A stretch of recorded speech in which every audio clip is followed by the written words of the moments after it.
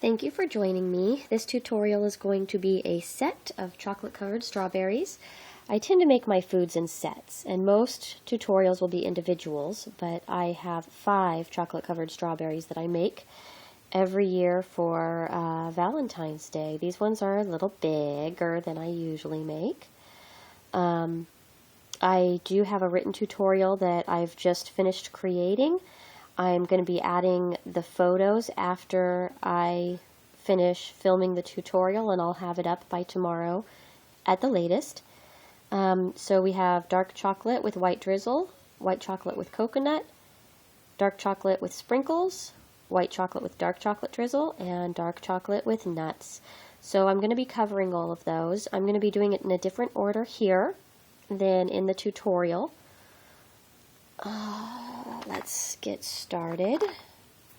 For this, I'm doing it in what order makes sense.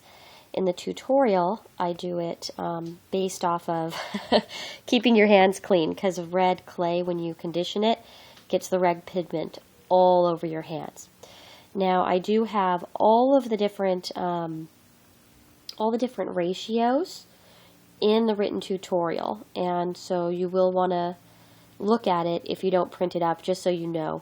I don't use just straight red. I use 3 colors in my strawberries. You can use a red if you really have a particular red you like. I use the pomegranate from Primo. I use the really dark crimson that they have, and translucent. I do about half Primo, half translucent, and then I do a few pinches of the crimson just to deepen the color to a little bit of a darker red.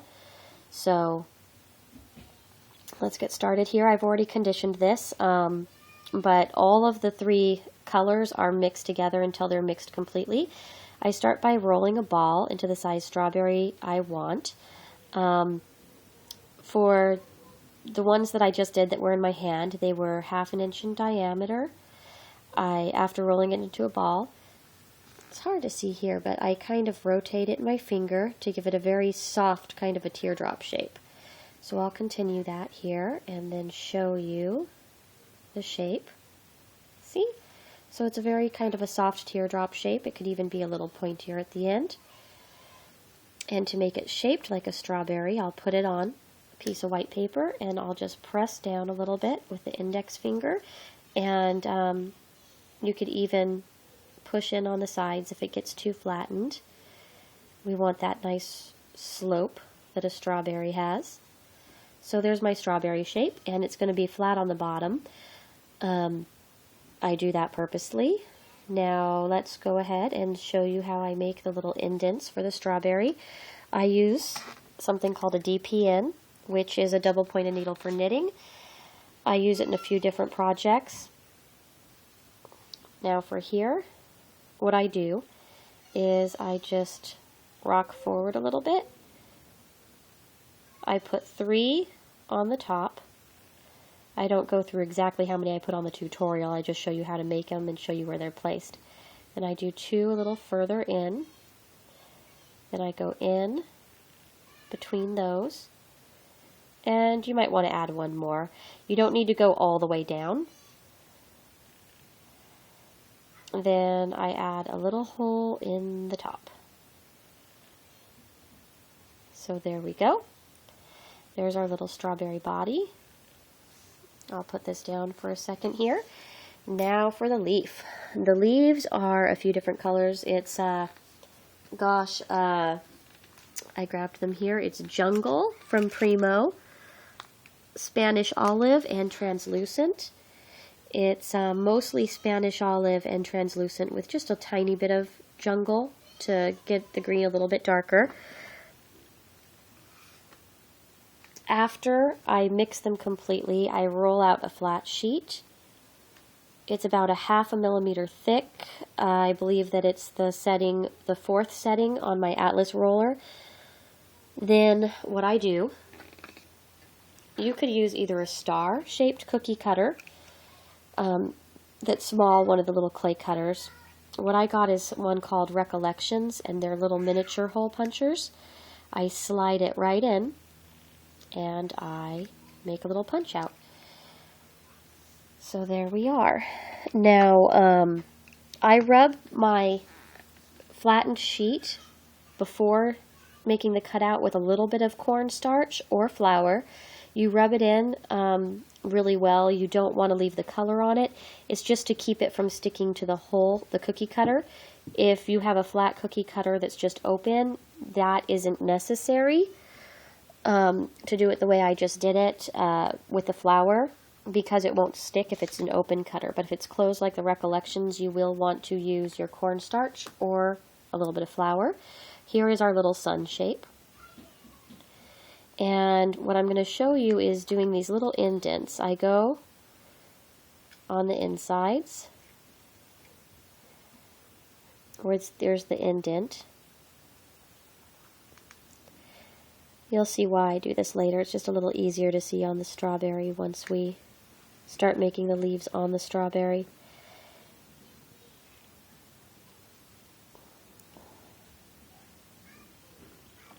And of course you could put this on your left index finger and do this with your right hand. I'm a left-handed person. There we go. So there is our little leaf. I'm going to take my safety pin that I was just using for the top of the strawberry, and I'm going to put just a tiny bit of TLS right in the top of that strawberry. I'm going to pick up the green leaf with a safety pin and center it over the strawberry. I'll flatten the leaf on the strawberry. Please don't, honey. Wait. Okay, so there we go. I'm hoping the camera focuses soon. I take the needle and I rock inwards towards that center area. And I go where I did the indents before. I rock inward, all the way around, rock inward. I'm kind of far from myself because I have a tripod and the camera here, but I'm trying to do the best I can. You'll be able to do it much more cleaner at home with it closer to you. But I like that for the top of the strawberry leaves. And it's nice and easy. Since you used a cookie cutter, you don't have to try hard to make sure it's even. I lift a couple of leaves. I like the look of that.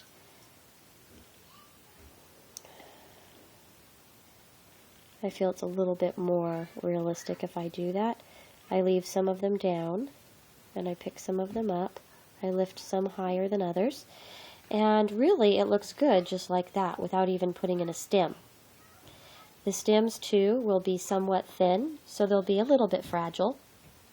They can be broken, but it's not going to be the end of the world if they're broken. Your strawberry will still be cute. So I take a little bit of that green mixture that I had and I roll it out.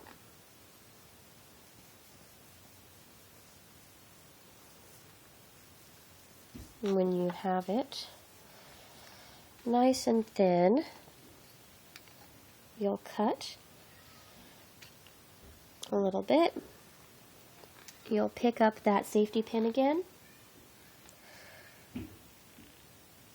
And if you didn't have too much cornstarch, it shouldn't be a problem attaching it.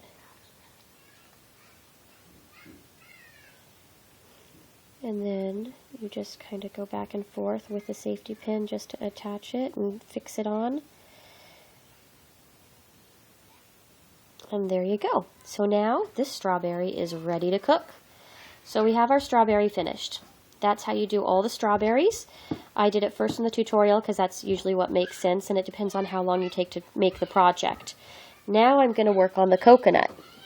The coconut, so I keep this tutorial somewhat down in length. It is marbled white and translucent. I believe I use about 2/3 translucent, 1/3 white. It will work with slightly different ratios than that, but basically I roll them out into 2 snakes, twist them, and roll them out.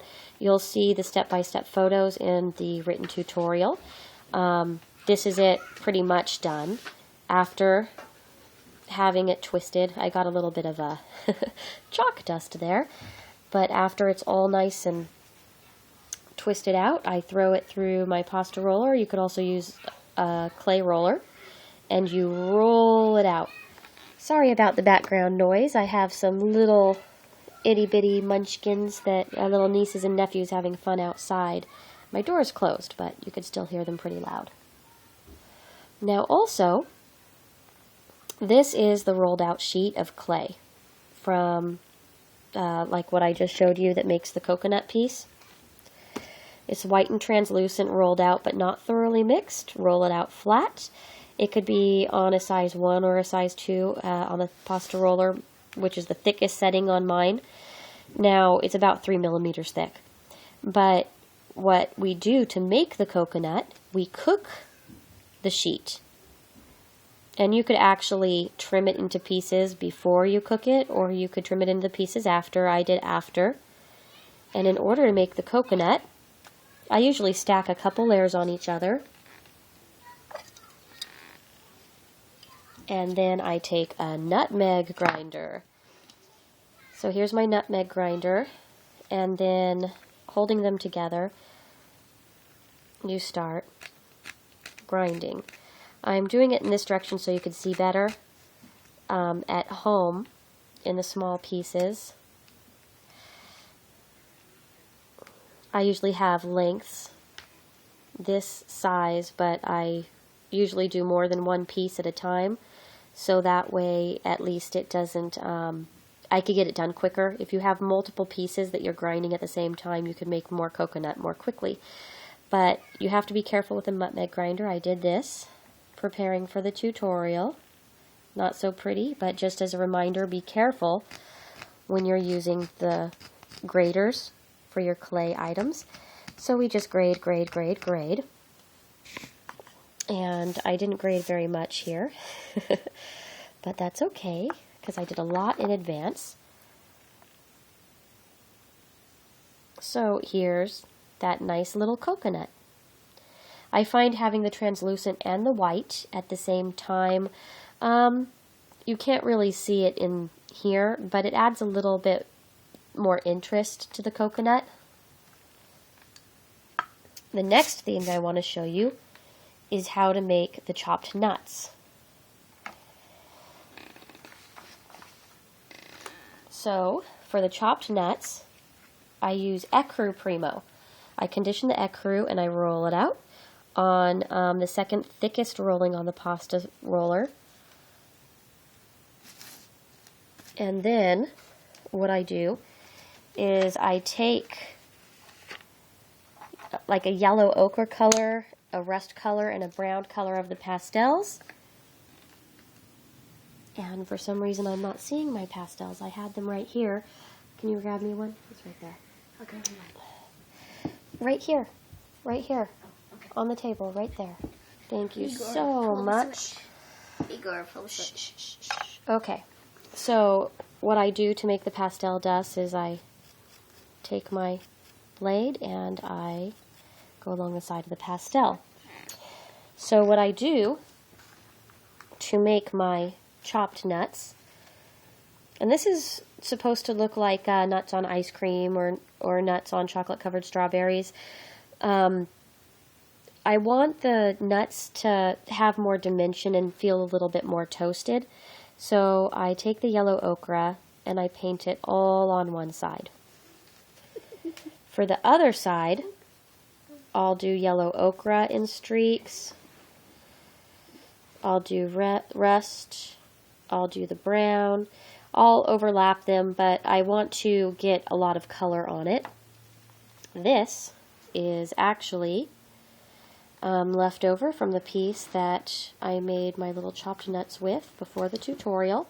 So we'll use that just to cut down on time. I really am trying to make this as quick as possible because there's so many steps.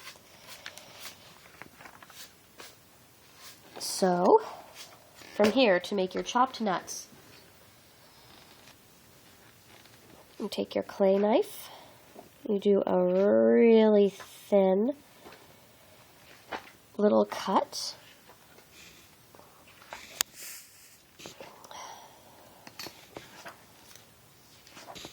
You lay it down on your paper, and then I go back and forth in diagonals and straight across.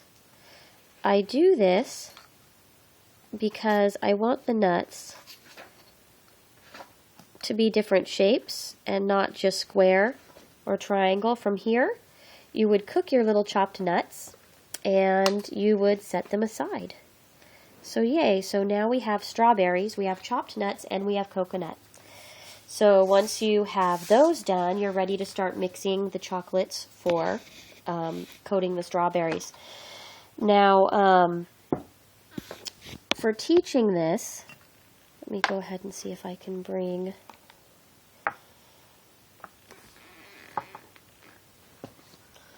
this paper forward that I have a little bit in the distance. I put a little bit of TLS there since I'm running low and didn't want to make you wait for me to pour it out. So let's get a little bit closer there.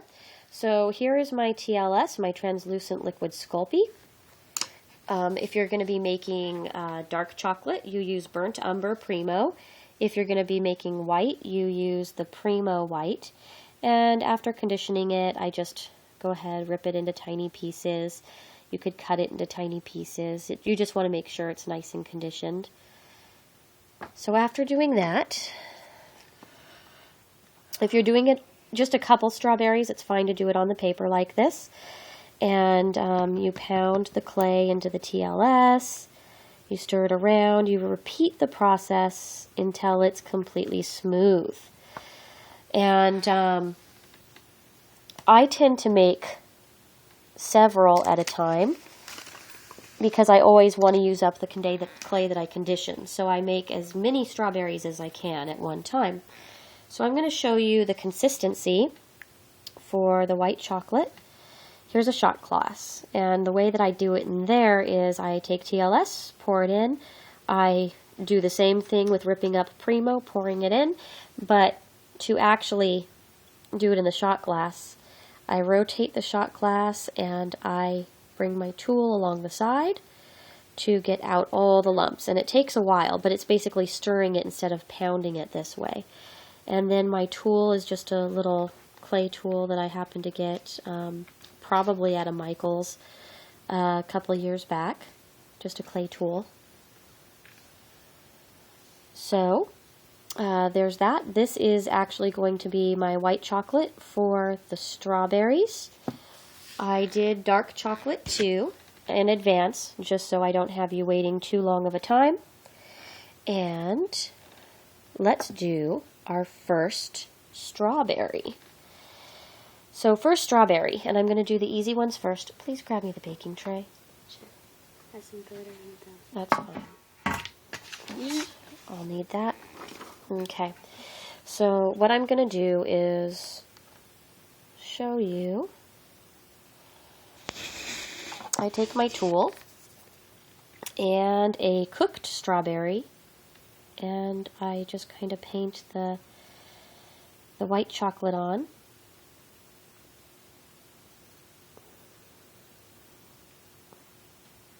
Okay. I put a little bit on the back too. And how high up you paint is really up to you. Now, for the white chocolate with the dark chocolate drizzle, that's done for now. We actually cook it so the white chocolate hardens, so the two different colors of chocolate don't melt into each other. Now, we'll do the counterpart, so you can see that. So, if you're doing the dark chocolate strawberry with the white chocolate drizzle, it's the same thing. You just paint on the dark chocolate with your tool or a toothpick, and after that you let that cook. So those two cook. When they're completely done is when we do the next step, but that's a two-step strawberry. The other three are only one-step strawberries, so I'm going to show you those now. Okay, for the dark chocolate with the nuts.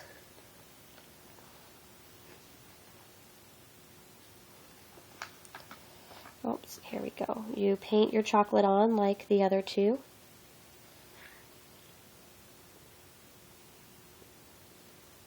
Oh, sorry, I keep on moving out of the frame here. I'm looking at what I'm doing and not noticing I'm moving out of the frame. Okay, so here we have the dark chocolate painted on. If you're doing the nuts, you can put your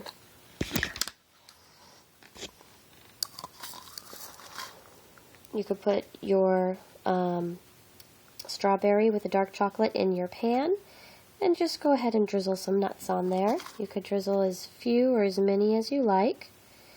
You could kind of squish them around so they're not all on top of each other, and you bake it. That's it for the chocolate covered strawberry with nuts. So after one more baking, that little guy is done. Okay.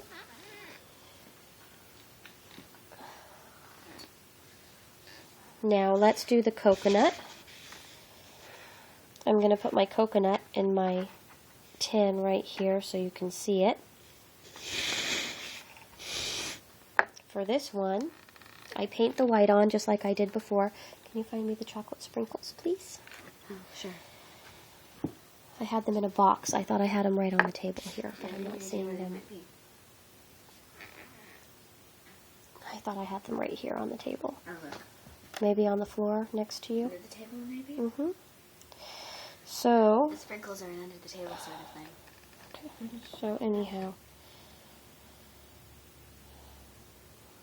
we paint on the white chocolate for the white chocolate coconut dipped. I'm going to see if I can remove some of the glare there. This camera's catching a lot of glare. For coconut toppings, I roll my strawberry in my coconut.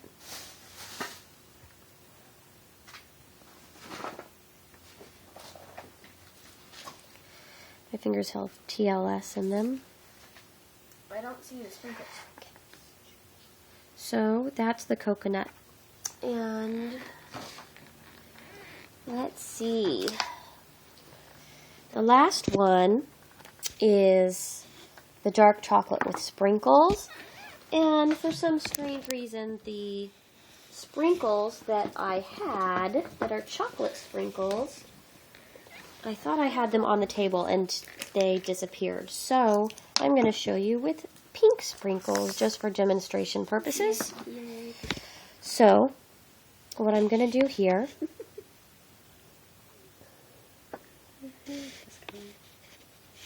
It's a nice shade. So what I'm going to be doing is painting. I keep on moving out of the frame here because of the pan. You just paint the dark chocolate on just like you did with the others. But for sprinkles, you roll it around in your sprinkles instead of rolling it around in the coconut, but the same process. So from here, you cook those. So that would give you, that would give you your chocolate-covered strawberry with the dark chocolate and the dark chocolate sprinkles. What I use for the sprinkles is little glass micro beads. The ones that I happen to use are the Martha Stewart brand, but you could use any brand, tiny micro beads. I like those colors. Now, you're going to learn how to do the dark chocolate and light chocolate drizzle. I have two that I prepared that I had cooked that have the white chocolate finished. This was the first one I did before I made my clay completely smooth. But anyhow, the way that you, and the reason I'm showing you these ones last is you use the same mixture, but you actually have to add more clay to it to make it nice and stringy. Let me move this out of the way for 1 second. Hold it. This is Genevieve's voice in the background. She's my daughter and my helper right now. Hi. Since she joined me.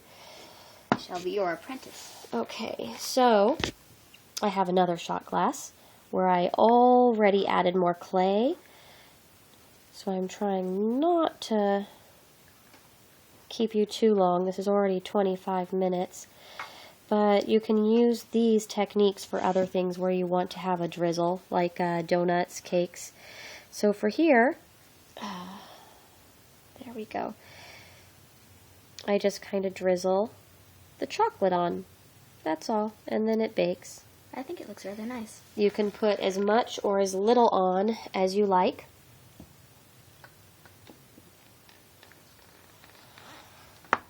I also did a batch with the white. And when you add the clay, to get the drizzle right, you want it to be kind of stringy, where the stringies really want to hang on.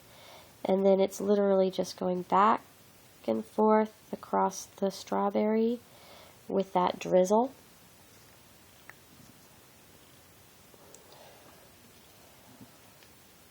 Okay, that's a nice one. So you just kind of go back and forth. And then when you are satisfied, you bake those. So those are ready to bake now too. So that is it for the chocolate covered strawberries. If you want to stick around for another second, I was going to show how I make them into jewelry somewhat. So here is a finished white chocolate strawberry with a dark chocolate drizzle. I will stick a safety pin in where I'm wanting my hole to be, and I force it through the already baked finished polymer clay. So that's got to sit for just a minute, so I'll put it down here, and I will show you my other tools. First, the supplies. A head pin. That's going to go through the strawberry. And here is a clasp. I use the clasps for my charms so they could be attached to keychains, charm bracelets, necklaces. So they're just a little bit more all-purpose. Now, here, I'm going to roll this around. This is because the polymer clay will want to contract around the head pin. So I'm going to, the clay shrinks back down. It's already happened. I usually let it sit for about 2 minutes, and I'm antsy. So I'm trying to do it a little too fast. Let it sit for another minute here. Have some needle nose pliers. I'm not sure if I'm going to be able to fit them in front of the camera. Here's my round nose pliers, and here are my wire cutters. So I have flat nose, round nose, or needle nose. You could call it either. And then wire cutters. Thank you for joining me this long if you're still around. Thank you all so much. So I am rotating this again. I know this is a very long tutorial, but most of these items take quite a long time to make. The conditioning of the clay takes about 20 minutes for each color if they're not nice and soft. So there we go. And I take my flat nose and bend them. If you notice that it is sticking out a little bit, I roll my flat nose needle along the back to flatten it. Then I take my round nose pliers and I make my loop by rotating it. Hoping my hands don't get too much in the way here. Like I said, it's kind of awkward working with the tripod between me and the clay here. I grab my loop with the round nose pliers, and then I take the flat nose and make a loop so I can close it off. Take my wire cutters and cut. And if I make a charm bracelet, I actually just close, I do the loop without the clasp, and I close it onto the new bracelet itself. Add crystals. Thank you so much for joining me. Till next time. Bye.